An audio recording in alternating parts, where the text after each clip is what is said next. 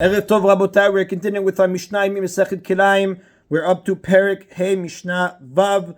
We learned in the previous Mishnah that maintaining Kilayim in a vineyard prohibits the produce just like planting does. The Mishnah is going to elaborate on this rule. Haro'eh yerek bakerem, if a person sees a vegetable growing in the vineyard, v'amar, and he says, Kshagia lo ala kitenu, he says, when I reach it, I will pick it, mutar, it's permitted for benefit, kshachzor ala kitenu. However, if he passed by the vegetable and he said, when I return, I will pick it, imosib b'matayim asur, then if the growth increased by a 200th before he came back, it is forbidden as Kilayim of the vineyard. And the Mepharshim explain, the first case when we said Kshagia lo ala kitenu, when I reach it, I will pick it, it's talking about a case where the vegetable grew on its own without the person planting it.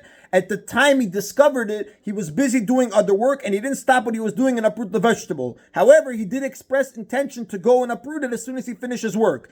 The fact that the vegetable was growing in the vineyard is not enough to make it asur.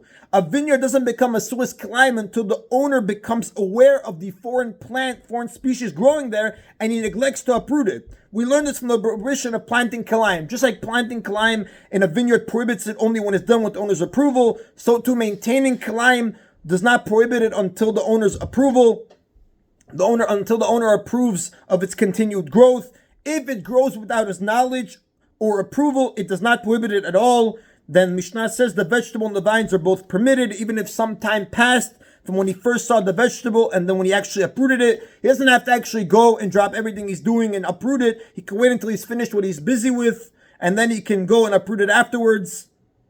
For this reason, he's not considered to have approved its continued growth during that period. Why? Because he didn't neglect the obligation to uproot the vegetable. He just didn't have a chance to get to it. However, in the second case of the Mishnah, when it says he passed by the vegetable and he said, when I return, I will pick it. In that case, since he had the opportunity to uproot it when it was in front of him and he did not, he falls under the category of maintaining Kilayim by allowing it to continue to grow even when he could have removed it. And the reason the Mishnah says, if the growth increased by a 200th before he comes back, it's asur as Kilayim. Mepharshim explain, for produce to become asur on account of maintaining Kilayim, it has to grow a 200th of its size after it was maintained. Meaning that the new growth has to equal 0.5% of the total current size of the vegetable. Now, the reason for this is like this. The part of the vegetable that grew before the owner became aware of it is mutar, like we just learned above. It's only what grew after he became aware that is prohibited. However, the new part is mixed in with the rest of the vegetable and therefore is nullified, but telbelov in the majority.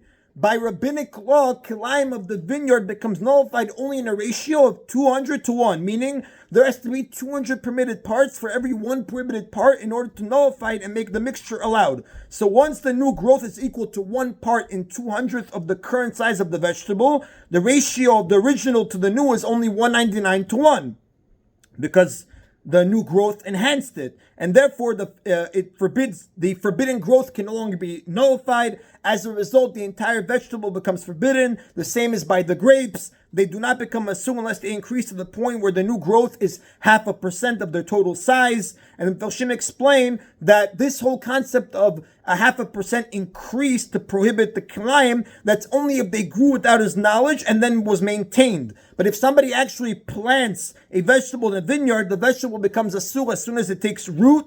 And the Mepharshim end off by saying, how do you calculate the 0.5% increase? It's calculated according to the amount of time it would take the vegetable to dry out completely if it were picked right now. Meaning, if it would take 100 hours for it to dry out, then if he neglected to uproot the vegetable for half an hour, or 0.5%, it is considered to have increased by a 0.5% and it would make it asur. That is in Rabotai Mishnah Vav. Mishnah Zayin is going to continue off this theme, that if a vegetable grows on its own in a vineyard, it doesn't become asur until the owner discovers it and allows it to continue growing. And the Mishnah is going to give an example. If a person was passing through the vineyard carrying grain seeds and some seeds fell from him without him realizing it, or if the seeds were accidentally released into the vineyard with the fertilizer or with the water, and the case basically the Mepharshim explain is the grower spread fertilizer in the vineyard or watered the vineyard, and without realizing that there were some grain seeds in the fertilizer or the water, or if a person was planting his field with grain seed and the wind blew some of the seeds behind him into the vineyard. Now behind him it says mutar. Even if the seeds take root and sprout there without his knowledge, everything is mutar. And the Mepharshim explain why behind. Since the vineyard is behind him, he doesn't see the grain seeds in it, and he doesn't realize that the wind blew them there. So in all these cases, the seeds came into the vineyard as a result of the farmer's actions. However, these events happen without him being aware of it, therefore they do not prohibit it. We learn this from the pasuk, Lo tizrak karmecha kilayim. You shall not plant your vineyard kilayim. That's mashma. That implies that the person has to do it knowingly. That teaches us the next part of the pasuk, Penti kadesh shamle'ah, so that the produce does not become asur. That also only applies when the vineyard was planted with kilayim intentionally. Now, even though planting the kilayim did not prohibit it, once he discovers it growing in his vineyard, he must uproot it at the earliest opportunity, otherwise it will become asur on account of maintaining, like we just learned in the previous Mishnah. However, the Mishnah says, Si'aratu och lefanav, if the wind blew the seeds in front of him into the vineyard, now what does he do? So the Mepharshim explain, since the growers saw the seeds falling into the vineyard, he's not obligated to remove them. However, it's very difficult to remove seeds scattered to a vineyard. What the Chachamim didn't require him to actually go and try to get every seed. Now it's very hard. So what does he do? So the Mishnah says, Rabbi Akiva says, Ima savim yofach. If the seeds have sprouted and are like grass, so you should plow the field to turn over the roots and destroy the infant plants. And the Mepharshim explain, when the grain seeds first sprout, they come from the ground like green shoots and they look like blades of grass. So then they develop into stalks and then very small kernels that are not yet edible. The kernels at that stage are still green. So when the kernels finally develop to a third of their size, they are considered edible, and that's when it's called dagan. So the Rabbi Akiva says, once the seeds have sprouted, plowing the field will destroy the roots and kill the plants. Vim avivin apetz. If you let them grow until young plants have come out, meaning they grow to the point where the stalks and the kernels have emerged, but the kernels haven't reached a third of their size yet. Like we said, they're green, they're not edible yet. Yinafetz, you should shake the kernels out of the ears and bury them, and then you can use the rest of the plant for straw. And the Mepharshim explain, although kilayim of the vineyard is usually burned, green kernels are very hard to burn because they are too moist. So therefore it's better to bury them, like Rabbi Akiva was telling you. There's no concern that this is going to cause them to start growing, because when they're immature kernels like that, they can't really produce new plants. Now, the kernels which have not reached the size when they can be considered produce, it's only rabbinically asur. The rabbis prohibited them because they look like grain and people might want to maintain them.